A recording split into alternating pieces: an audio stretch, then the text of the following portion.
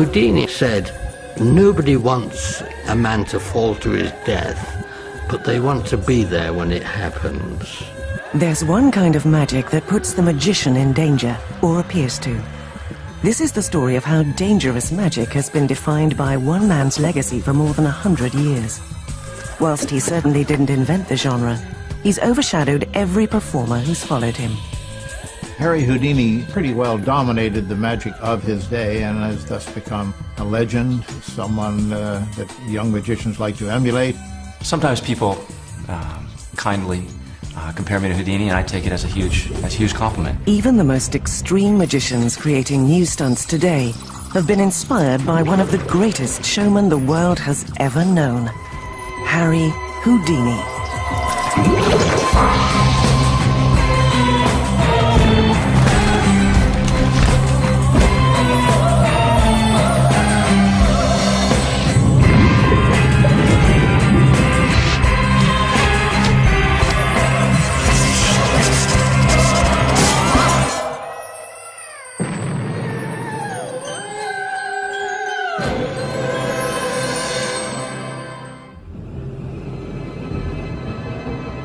I have almost died. Legitimately, death, game over. Upstairs doing card tricks for Elvis. About a half a dozen times. Robert Gallup. He's bonkers. Probably the greatest influence in my life has been Houdini. If Houdini were alive today, what would he do?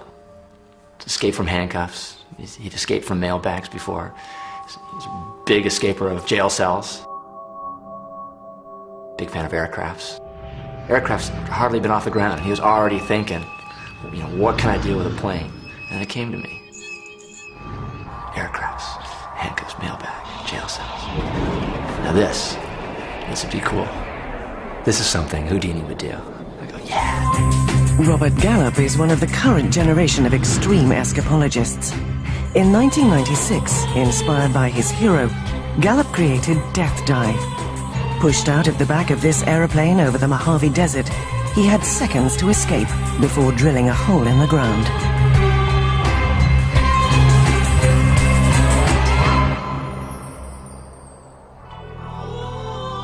The challenge of the Death Dive, it's not a trick, it's not an illusion. It's just kind of a well-calculated escape challenge. And there's risk, there's legitimate risk. I had to escape from the handcuffs and the leg manacles. I was bagged inside of a mailbag. The mailbag was looped with chains and padlocked. The mailbag itself was chained and suspended in the center of an 8-foot square jail cell.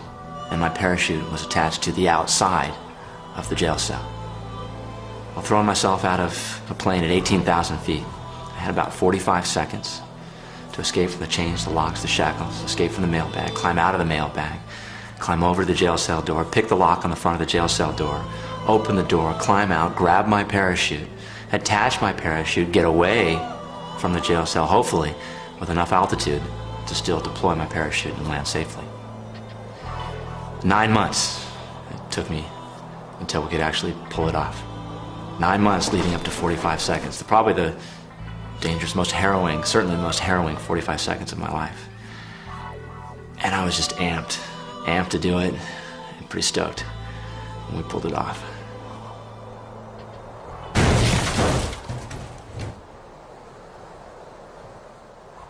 Gallup has made a career out of thrilling and amazing audiences, narrowly appearing to avoid death in the most perilous of circumstances.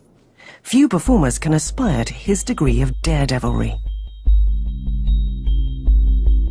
Why does a magician knowingly put themselves in danger? Partly for the same reason, I think, that people in other areas put themselves in danger. A racing driver puts himself in danger. A horse rider puts themselves in danger because they themselves get a kind of buzz out of it and a kind of thrill from it. I think with a magician there's one other level, though. The ancient shaman claimed a kind of power by virtue of taking risks. He will perhaps enter some kind of trance-like state in the middle of winter in the cold, or be buried alive.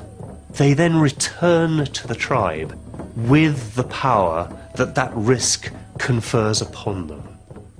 Escapology traces its origins to these ancient religious trials. Street performers learnt the shaman's tricks of the trade. The allied arts, acts which involve beds of nails, swords being placed through your body, seems to have been part of a general movement to take religious ceremonies from one tradition, transplant them into another tradition, and turn them into entertainment, and often actually quite cheap entertainment. This fellow would puncture himself with 1 skewer for 1 cent, 2 skewers for 2 cents, 3 cents for 3 skewers. It could only cost you 3 cents because he only had 3 skewers. And these are the things that you see in the East that cause you to wonder. The origin of all this material comes, for the most part, from the Eastern cultures. This is it, this is the one, you've read about it, you heard about it, now you got to see it live. It's the world's greatest gathering of human curiosities. In India, the Jadduwala, the street performers, are still doing many of the things that I do on the stage here, and they have been doing it for hundreds of years. I wanted to see Twisting Him. I wanted to see the Human Blockhead, the Sword Swallower, the Fire Eater, Little Jimmy, and all the other great acts and attractions. So do yourself a favor, get yourself a ticket, and come on the inside. It's showtime at the Sideshow.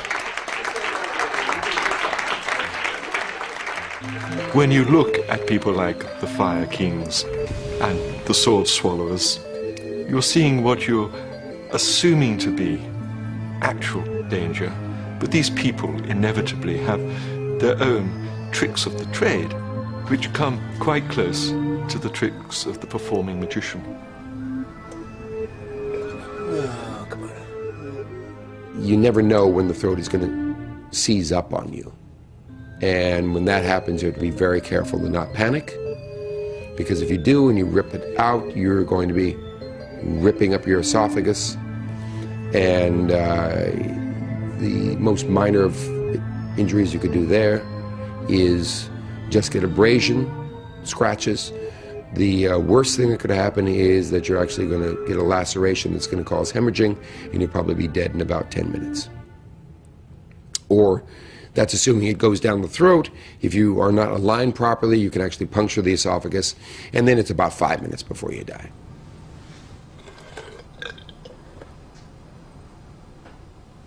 Hammering a nail into your nose, or laying on a bed of nails, or eating fire, or swallowing a sword, all of it is based on technique. There's nothing paranormal about this.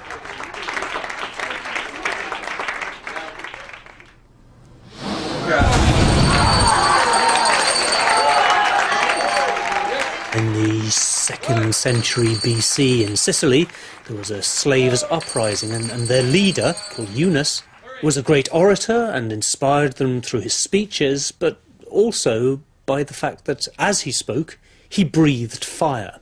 You go back to the medieval fairgrounds and marketplaces, you would see a magician, and that is also where you would see the juggler and the wire walker and the strong man and the fire eater. And that was a tradition that carried right through to the end of the 19th, beginning of the 20th century, where you had a series of sideshow attractions. The question that arises in your minds, is that man or is it woman? The sword swallower, the bearded lady, the fat lady, the thin lady, and the magician.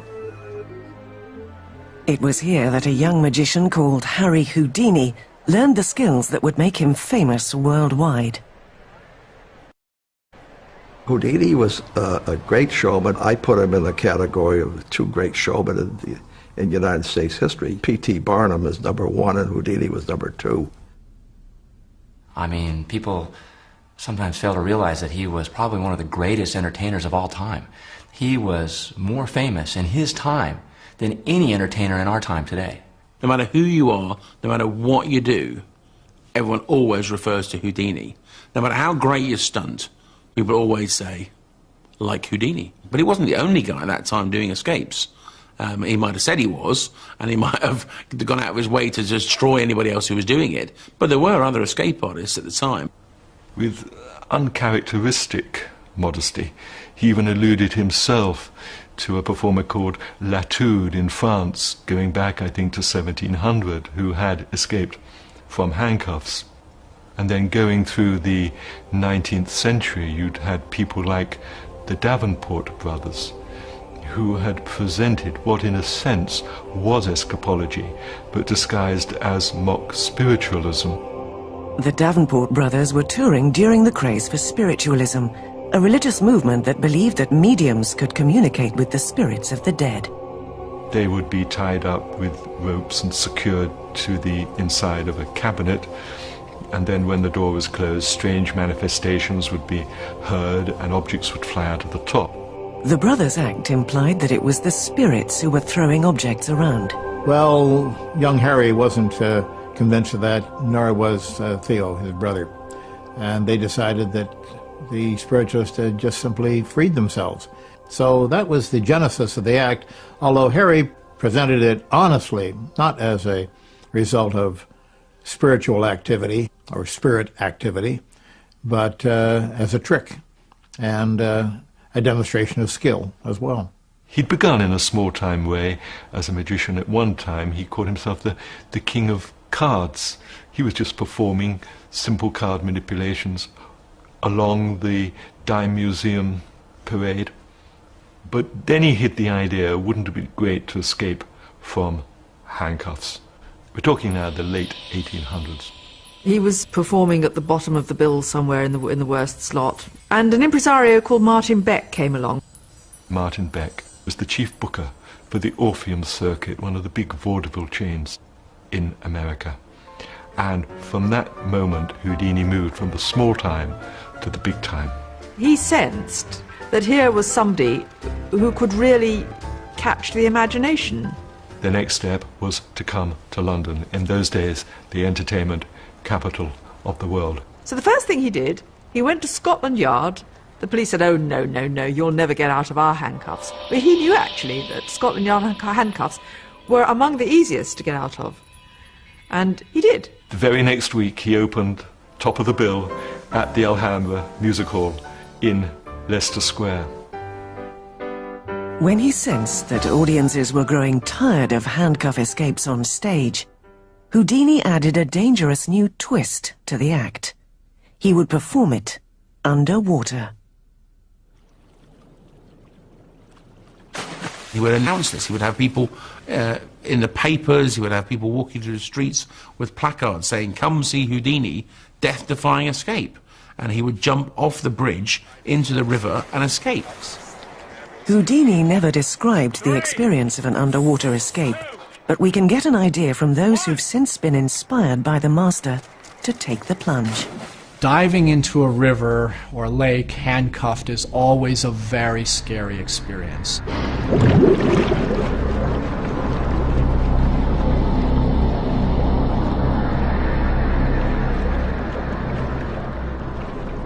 Today you can't do it. Today you just get arrested for trying. It's causing a breach of the peace, or you're, I don't know, who they think, disturbing the fish, I don't know.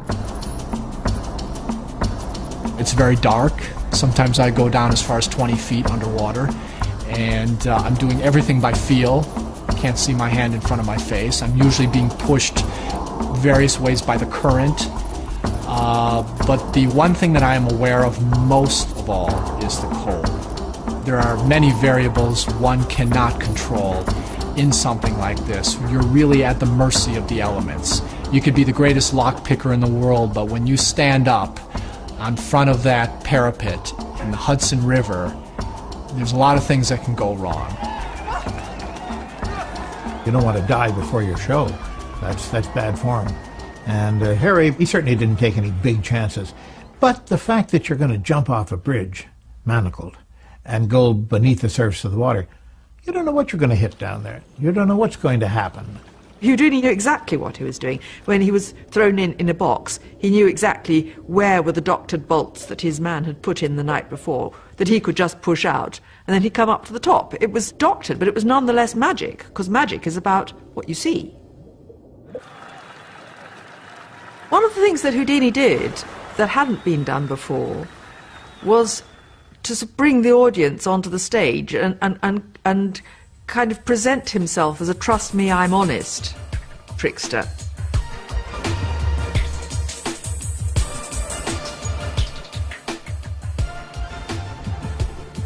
They played Pomp and Circumstance, of all things, and Houdini came marching out on stage, rolling up his sleeves, and he said in a rather squeaky voice, "I'm Harry Houdini, and I can beat any man in the house."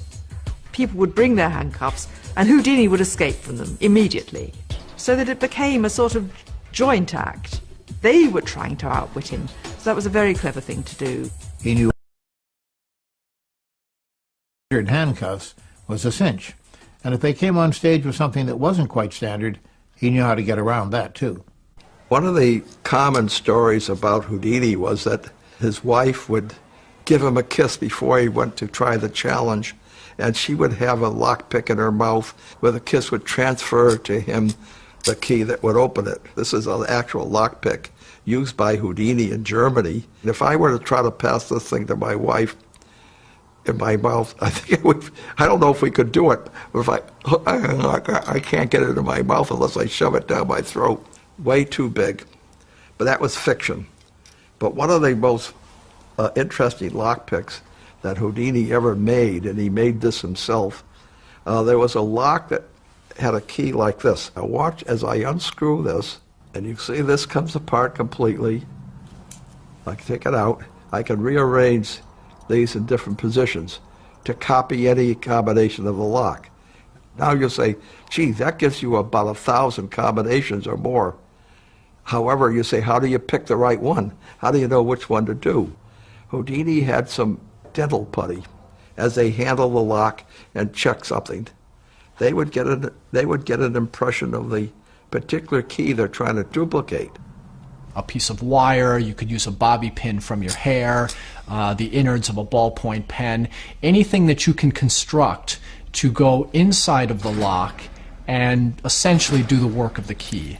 That is what a lockpick is. And there really isn't any definite way of picking locks. Picking a lock is mostly trial and error. The fact that you're using real handcuffs or you're using real chain and padlocks, things that people can relate to, that makes all the difference in the world. The mail sack or the handcuffs or the chains. You know, everybody's familiar with chain. Most people have held it. They know its strength.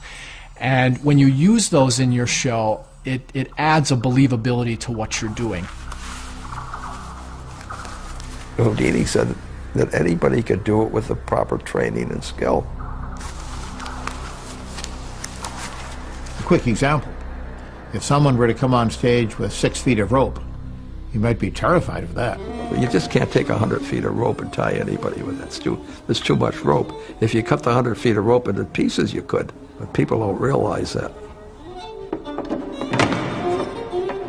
Houdini's real name was Eric Weiss, and he acquired the name Harry Houdini in 2 ways. First of all, he'd always idolized He acquired the name Harry Houdini in 2 ways. First of all, he'd always idolized the great French magician Robert Houdin. So he took Houdin and added the I, and that's how he got Houdini. The Harry, well, that was a shortened version of Eric, Eri, or Ari, as it became. Houdini was born on the 24th of March, 1874, in Budapest.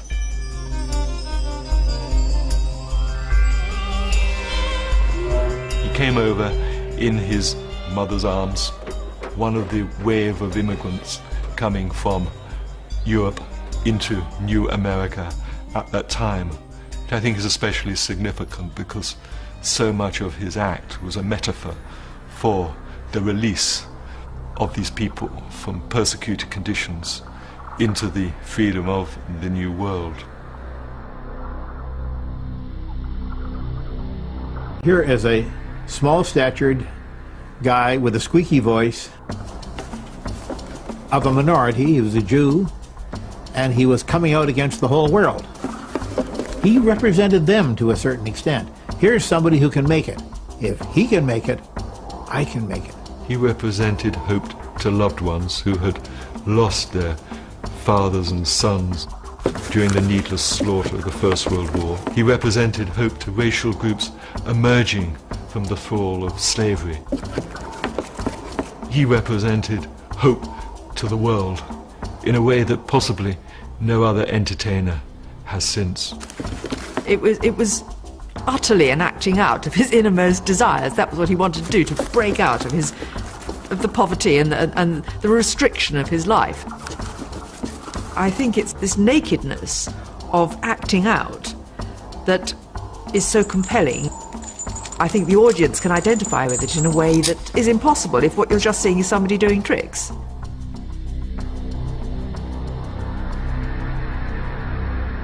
Where he made his huge hits was in the most authoritarian bits of Europe. It was in Germany and Russia.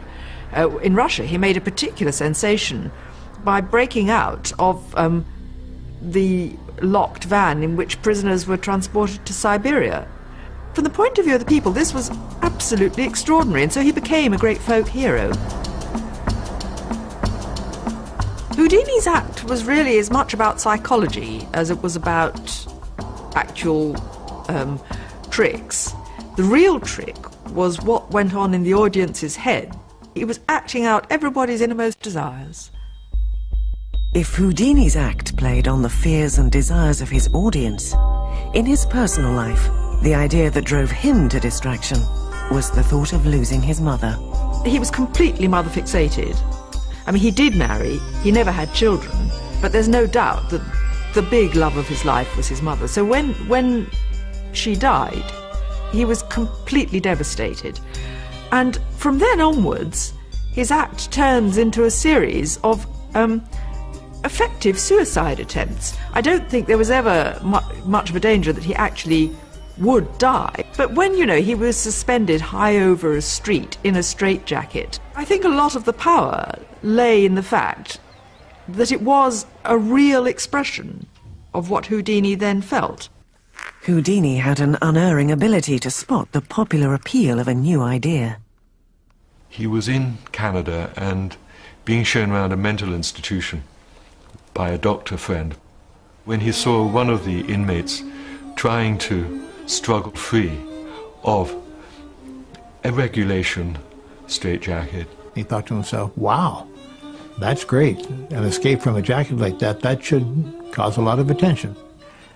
He had an eye for that sort of thing, and he knew that it would be very popular.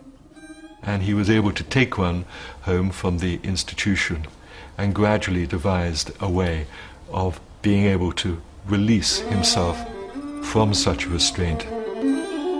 He would throw himself around the stage. He would be leaping around, and there'd be sweat pouring him off him, and he would be grunting and groaning and rolling all over the stage. Now, a lot of people have asked the question, how do you escape from a straitjacket? A lot of people suggest that Houdini could dislocate both his shoulders. I don't suppose it was that necessary. Houdini was an extremely fit, extremely agile person, and worked really long and hard at making it look hard and difficult. There's no point in doing the escape if you do it in 30 seconds. If you just throw off a straitjacket and go, ta-da, I'm out, it just means, well, it wasn't that impressive in the first place. One thing that he often did was create these escapes purely as publicity stunts for his live touring show. Houdini would hang upside down from a building in a straitjacket, and it'd just be a sea of hats looking up at him and watching, and they'd be enthralled because he would capture their imagination, capture that death wish, capture that challenge of life. It's a tribute to the enduring appeal of these escapes pioneered by Houdini that they've been performed ever since in almost exactly the same way, leaving individual performers like Alan Allen simply to add their own touches. A few worrying thoughts must have flashed through Alan's mind as he was being checked out. I was doing exactly what Houdini did, but I devised an idea to have the escape from a burning rope and a burning straitjacket. I stopped doing the straitjacket because my hands used to come up over my head and it used to mess my hair up. So I thought, I'll do it just from handcuffs and chains, and I won't have to do my hair as often. He was hoisted aloft and began to loosen his bonds. If you can suggest fear, you get the oohs and ahs from an audience when you do certain things. Like, I can say it now because I'm no longer doing it, but as I'm climbing up the rope, apparently finished, I reach and I fall down, and fire flies all over the place, and it brings a gasp from the audience. but I'm still attached. 30 seconds to go, he really was out of his chains. To see me in this apparently helpless position or situation, they empathise. Even the gathered press who had come to see him fall were relieved. People have emotions, and the worst thing you can do is keep their emotions and feelings pent up. There must be opportunities given to them to release the emotions, and the marvellous thing about it is they are grateful to whoever they feel has released these emotions. Today there is an added danger, and this will shortly be seen. While I was in New York, at Madison Square Garden, I got a phone call from Mary Chipperfield. He says, my dad, Jimmy Chipperfield, has a terrific idea. I said, what's that? He says, you do your escape from the burning rope while hanging over a cage of lions. It's alight and up he goes. Now release the lions. And the lions come in and they walk around, and of course there's a murmur goes through the crowd. I don't know quite what they're thinking. You know, they're thinking, well, wow, he might survive the fall onto his head, but then he'll be eaten by the lions. I mean, it's like kind of a bit overkill, really. 40 seconds.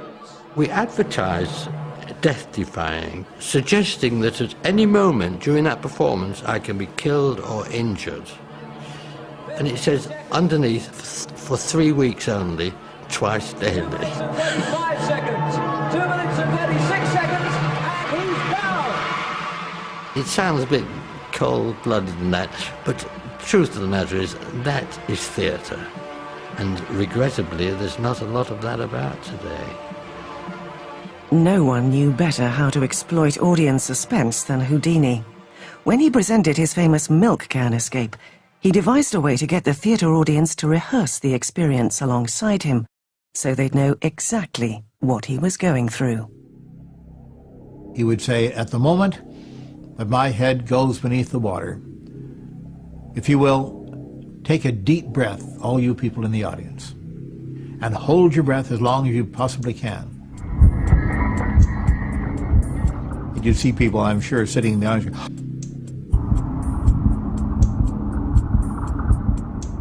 And he stayed underwater for 1.5 minutes. And he stayed underwater for 1.5 minutes. Everybody else was gasping for breath after 15, 20, 25 seconds.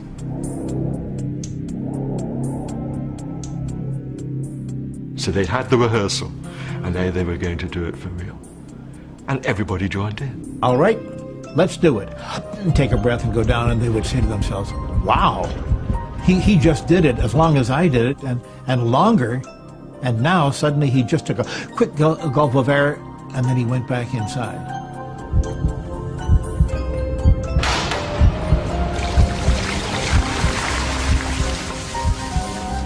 The lid went on, the 6 locks were secured, the canvas cabinet was put around the churn.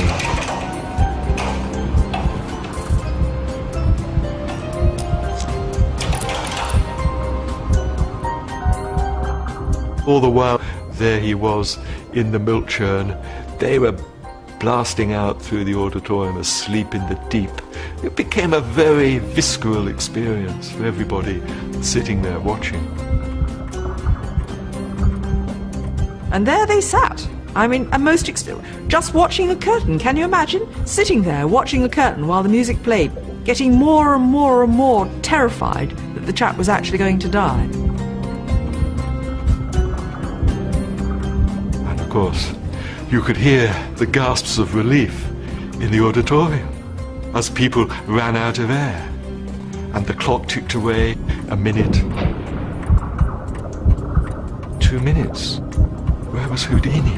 And of course, they'd all let out that breath and realized, wow, I would now be drowning.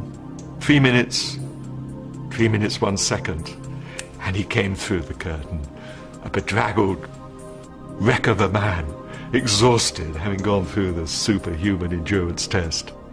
What had happened was he'd got out immediately and he'd sat behind the curtain, waiting while the time passed and the people sweated. We do hear the story that behind the screen, that he would be actually reading a newspaper and they'd tell him, don't make too much noise turning the pages of the newspaper. I can't quite imagine Harry Houdini reading a newspaper while sitting on top of the milk can. Knowing as much as I do about his character, I think he was probably thinking, how good am I going to look when I walk through that curtain? Unless the newspaper had an article about him, in which case he might be reading it very carefully. But this sort of act isn't as easy as Houdini made it look, as Robert Gallup once discovered when performing his own version of the milk can escape. Still to this day, my spin on Houdini's milk can escape scares the hell out of me. My hazardous drum escape is probably not the most spectacular escape I've ever done, but by far, I kid you not, by far the most dangerous I've ever done.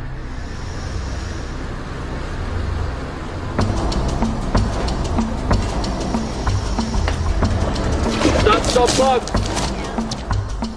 Only time I've ever freaked out was inside of these steel drums. I started doing the escape sequence, and I know what I have to do in what order, and all of a sudden, for some stupid reason, I went out of sequence.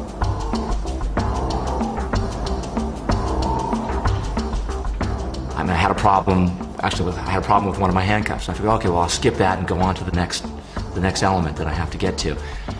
And then, of course, I couldn't do the next element because I hadn't done the previous one, except I wasn't figuring out why I hadn't done that one. And it didn't occur to me, well, it's because I didn't do the one before. And all of a sudden, these two walls just crammed in on me, and it was like a physical barrier, and it was panic. I only got one breath in my mouth, and I'm thinking I'm like out of air, and I am like minutes away, probably by that time, a minute and a half away from actually getting air. And I'm like freaking. And I just had to compose myself, bring it in, and say, okay, I know I can get out of here. And I calm myself down just enough where I can get through the sequence. And I was able to get out.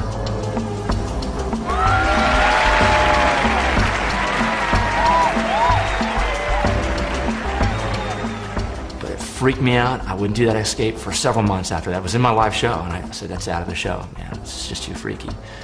And finally, I got back into it, and I've done it several times since. But still to this day, it is the scariest thing I've ever done. Houdini's escapes were usually meticulously planned, but on one occasion he too had a very close shave with death. He nearly did come unstuck once when he had himself buried alive in earth. Literally underground, 6 feet underground, with no protection. Literally with the soil in immediate contact with him. Houdini tried it at one time and he said he would never do it again. He didn't realize that the weight of the earth above him was so considerable that even with his strength, he couldn't push it away, he couldn't free himself.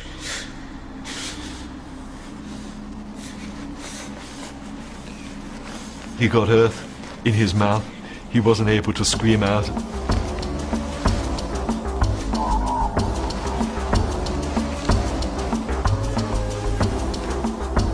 He just managed to get to the surface in time. He got scared to death doing it. I think he decided that that was too dangerous to do, to be buried that way. The primal fear of being buried alive had a strong grip over the human imagination in the 19th century, when it was commonly believed that many victims were accidentally buried alive every year. Victorians were completely obsessed with the idea. Special devices were made that you could ring a bell to indicate that you were alive in your coffin if you were buried, and sold en masse to people. It just keys into so many natural fears. It's a great appeal to the audience. The idea of being trapped in the coffin after death, you know, that to wake up and find yourself in the coffin is the ultimate primal fear, I think, that people want to know, if I'm dead, I'm really dead. So when Houdini and people like that came along and said, a buried alive escape, it really caught people's imaginations. I believe at that time, when he was considering doing the buried alive stunt, that there had been several examples of people being interred actually alive before embalming was insisted upon by the authorities. And I'm sure that that was part of the impetus for him doing a stunt like this. The truth is, it's a really, really dangerous trick. As Alan Allen discovered when he attempted his own premature burial in 1949, this is one escape that's all too easy to underestimate. And attempt an escape from the one thing Houdini said made escape impossible, the grave. No box, my hands were tied, I was put in this grave, which I incidentally had to dig myself. The grave is filled in. I could hear the talking slowly being muffled as more and more earth came in, and then it went quite silent. 6 feet and half a ton of earth, its weight increased by the dampness, are between escape man Allen and the cool November air. As I'm starting to claw through, I hear clump, clump, bump, bump. My agent at the time was overly enthusiastic, and they stamped the earth down to make a neat and tidy package. And it crushed me. And luckily I had a safety line, a string that I was to pull. Dig him out is the order, and the shovels begin to fly again. They got to work fast to avert disaster. 2 feet down, bare hands have to take over, for the shovels may hurt the man whose escape bid went wrong.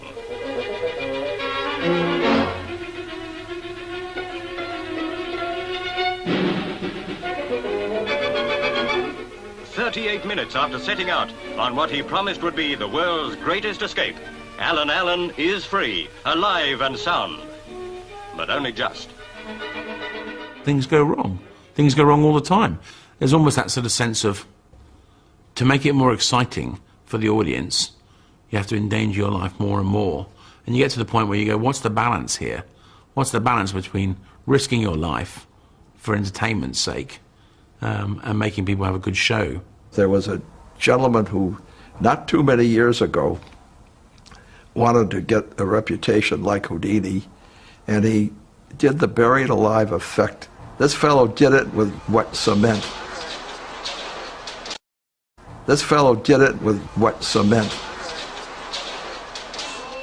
This unfortunate performer, the amazing Joe, made a terrible miscalculation when he too tried to copy Houdini. Box caved in, we got him uncovered, I administered CPR to him until the paramedics arrived. Well, you don't get under a wet cement and with weighing a ton or so and try to get out. So he failed, he died. I never expected that I wouldn't have been here.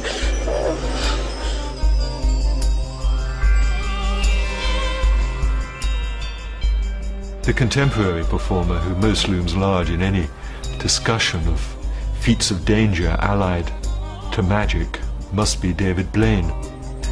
David Blaine has also been hugely influenced by Houdini, although he presents his performances as feats of endurance rather than escapes. Well, I suppose he started with being buried alive, although of course Houdini wasn't buried alive in full view where everyone could see him. He then did the trapped in a block of ice, maybe. Blaine's Frozen in Time performance shows Houdini's influence most clearly. For years, Houdini tried to create an escape from a block of ice, but only ever managed to achieve the effect on film. As well as being a master magician, escapologist and everything else that Houdini claimed to do, he also made movies, most of them really bad. I mean really bad movies. And one of the movies he made was called The Man from Beyond, which was basically a ship carving its way through the Antarctic, comes across a piece of ice, and in the iceberg is buried a man, a caveman, which turns out to be Houdini. The ice melts, and lo and behold, Houdini comes back to life and is able to do all sorts of amazing things, and so on. What is interesting is that David Blaine cites that as the reason that he wanted to recreate his trapped in ice escape, where he stands in New York in a block of ice. Now, of course, he wasn't actually in a block of ice, he wasn't sealed in a block of ice, because, of course, he would be dead. What they actually did was they created a box of ice, if you like. And the reason that Houdini couldn't do it was effectively they didn't have the capability of doing it. They didn't have the technology to do that kind of thing in those days. David Blaine did it, very impressive, and went on to do even more dangerous things. But when David Blaine presented his Above the Below event in London in 2003, he was tapping into one old endurance tradition that never interested Houdini. He's so far attracted a mixture of fascination, derision, and some outright hostility. But why are so many people so interested in the spectacle of the man in the plastic box? There have been starving man attractions in fairgrounds going back many years. Here's a man who's going not only thin on top, but thin as a wafer all round. In fact, Wafer's his name, Jack Wafer to be exact. He's been fasting for 76 days. Cigarettes and soda water, that's all he's allowed as he tots up the days in his little glass room. As the weeks mount up, so do the empties. He only moves when they sweep him out. David Blaine comes to London, where he says he's going to stand in a box and not eat anything, be cut off from the world. He doesn't want to be classified any longer as just a magician. He wants to be more than that. It's not a magic trick anymore. It's become an act of will, a sort of the old-fashioned shaman, or the sort of the guru, that kind of thing. It's almost like a mystical power. I think there's no doubt about the notion that he's perfectly aware that he's touching on certain kinds of religious imagery. When your body really depletes everything, when you rip through all your fat stores and muscle tissue that you need, you begin to get hungry again. The hunger comes back, and it's your body's way of warning you that you're in danger. People are fascinated by the limits of physical endurance. Human body. Just want to see how far that you can push it. I believe that he's doing what he says that he's doing. Hanging in the glass boxes is David Blaine, but there he is, Blaine on the crane. If you make yourself famous doing magic tricks, and then you go ahead and do something, and people don't understand how it's done, they're going to naturally assume it's a magic trick. As a magician, there are things which say to me, is there more to this than just the outward appearance of what David Blaine is claiming to do? How did you do that? Turn it. Oh my God. Endurance stunts are like professional wrestling. They've got certain tricks that go along with them. One of the news companies said to me, they said, what do you think? What do you think the solution is? And I made a joke. I said, well, perhaps the glass is made of sugar glass and he's licking it. And the next day it was in the paper. When we get to 30 days, at that point I think everybody won't debate, they won't be skeptical anymore. There's too many skeptics out there that don't appreciate what he's doing for, in the art world, not alone in the magic world. But there is one deadly trick that has never been attempted by Blaine or Houdini. A trick so dangerous that Houdini was begged not to do it. The one truly dangerous feat in magic which Houdini never performed was the bullet catching. Recent research proved that so far 8 people have been killed performing the effect. 2 people have been killed who've been in attendance upon it, assistants on stage, and another 11 people have been injured. And of course the most famous death concerning the bullet catch is Chung-Ling Soo, probably the most famous magician of all who died from the bullet catch. Chung-Ling Soo was a friend of Houdini's, who did nothing else from the dangerous magic repertoire, but who did perform the bullet catch as the grand finale of his show. His great trick was that he wasn't Chinese at all. William Ellsworth Robinson Campbell was born in New York in 1861. He had a difficult career at the beginning. Flash forward to the year 1900. At the time, there was a magician from China named Qing-Ling Fu, a great success. Robinson simply adopted what Qing-Ling Fu was doing and became Chung-Ling Soo. His famous trick, catching the bullets, was the most daring and spectacular illusion on the horse. 6 nights a week, often twice nightly and at matinees as well, the marvelous Chinese conjurer juggled with death. Death literally served up on a china plate. 2 guns would be loaded by the audience. 2 marked bullets would be put in 2 different rifles. Both rifles would be trained on Chung-Ling Soo.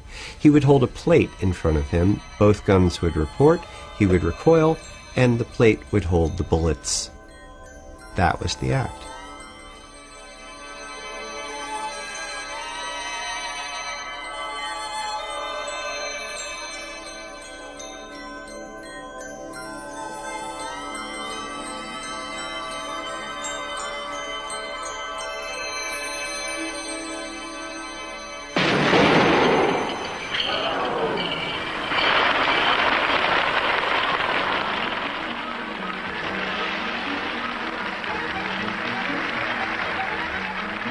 Cherry Sue looked after those two guns himself. He wouldn't let anybody else handle them. He kept them in his dressing room, he prepared them, and only released them on stage to his Japanese stage manager.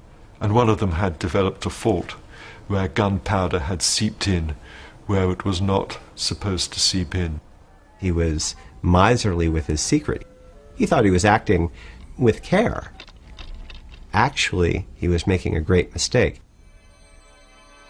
On that tragic night, March the 23rd, in 1918, at the Wood Green Empire, he stood before the two marksmen.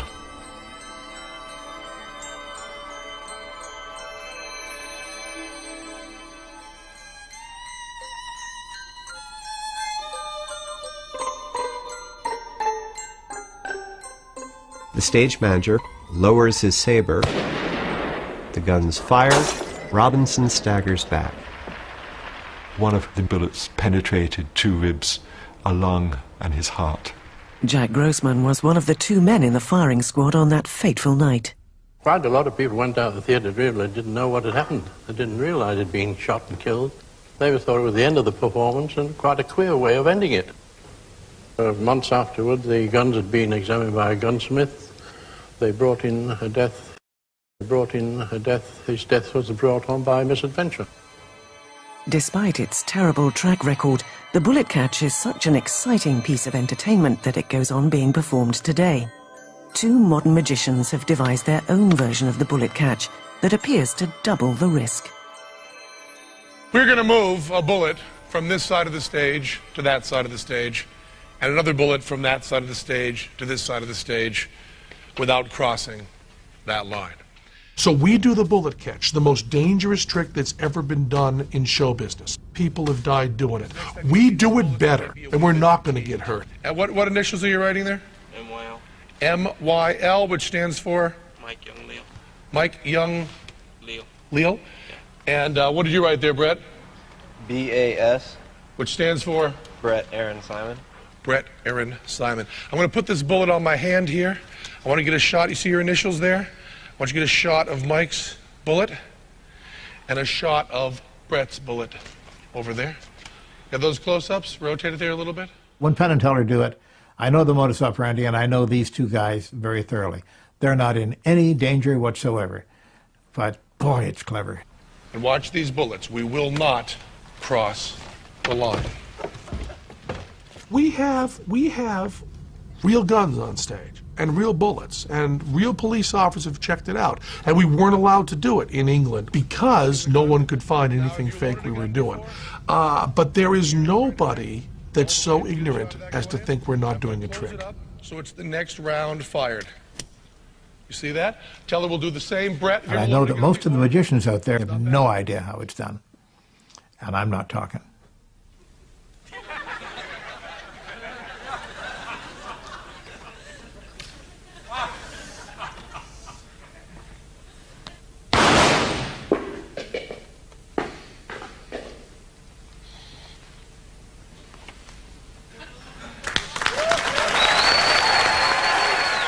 When we do little jokes about stuff on our show being dangerous, it's always jokes. And the people who are selling real danger are people that I don't want as my friends. Sometimes, of course, they're giving us a great illusion which we can enjoy and partake in, but putting themselves in no danger. But sometimes magicians really do put themselves in danger. If one of us even breaks an arm on stage, part of the beauty of our show collapses. I have a show called Extreme Magic and Deadly Escapes, and it's exactly that. It's both magic and deadly escapes. Now the magic, it is what it is. It's illusion, it's sleight of hand, it's tricks, it's trapdoors, hidden mirrors, all that kind of stuff. It's magic. But I draw the line when I do the deadly escapes. And for me, they are legitimately death-defying escape challenges. We're not doing that big swing and dick thing of, I don't know if I'm going to live or I'm not going to live. Other people who did the bullet catch were doing that. That's your bullet? Yeah. Because if you're coming to our show because we might get hurt, fuck you. Go to NASCAR. Drop dead. We don't want you. You're a pig. In 1912, Houdini was tired of his milk can act being repeatedly copied, so he devised an even more spectacular and difficult water escape. This time he upped the ante by being suspended upside down by his ankles, which were padlocked in place. There have been numerous magicians who have written articles about it, all describing it well, all telling how it's done, and nobody had it right. Ladies and gentlemen, in introducing the water torture cell, I am willing to forfeit the sum of $1,000 to anyone. Why are you actually risking your life? I mean, legitimately risking your life. Are you stupid? It's a calculated risk. It's not for everybody. Shouldn't be for everybody. Probably shouldn't be for me sometimes. But it is. And until I hurt myself or it's no longer fun, that's the path I'm going. We did a run-through. Took a little bit of a hit on the way down. Well, it's Friday the 13th. You kind of have to expect it. Hopefully it'll go a little better tonight. Robert Gallup has devised a brand new death-defying escape especially for this program. And after a final rehearsal, he'll perform it for the very first time. But this time, it's not Houdini who's his inspiration. Now I know what you're thinking. American magician in front of a glass box on the River Thames. Loser. No, I assure you. What I'm about to do won't take 44 days. It'll take just about 4 minutes.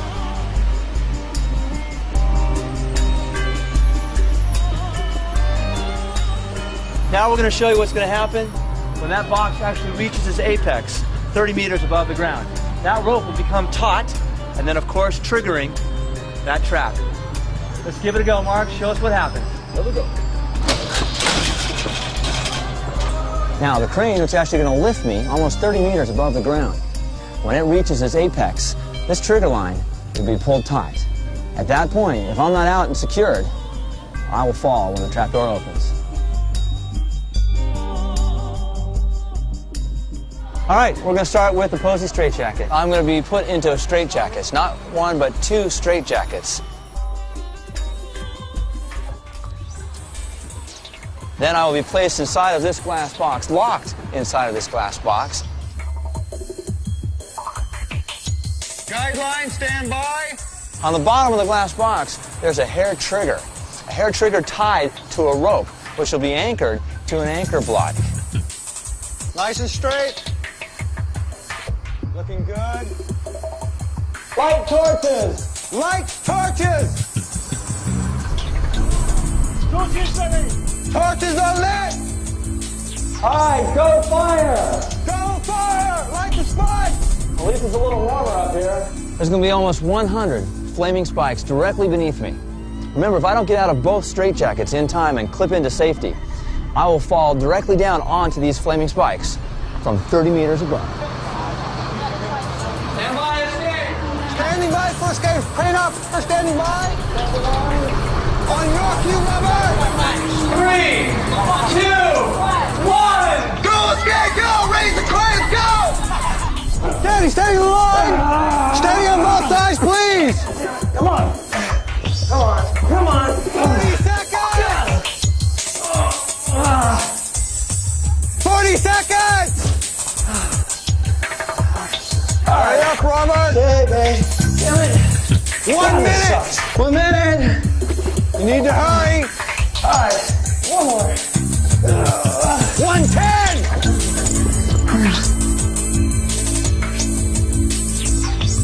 You need to hurry, Robert. I can do this.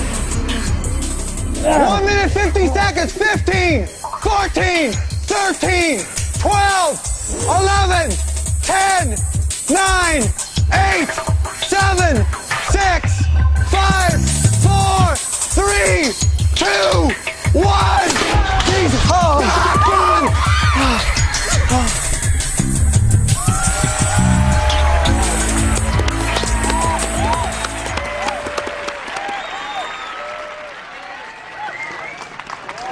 David Blaine, eat my shorts!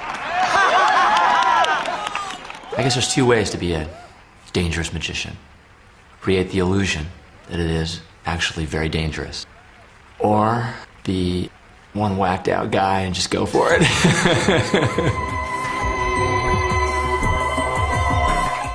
Coming next here on BBC Two, from the Grand Ole Opry, the Country Music Awards. And over on BBC Three, those charming ladies, Emily and Florence, go to the ballet in Little Britain.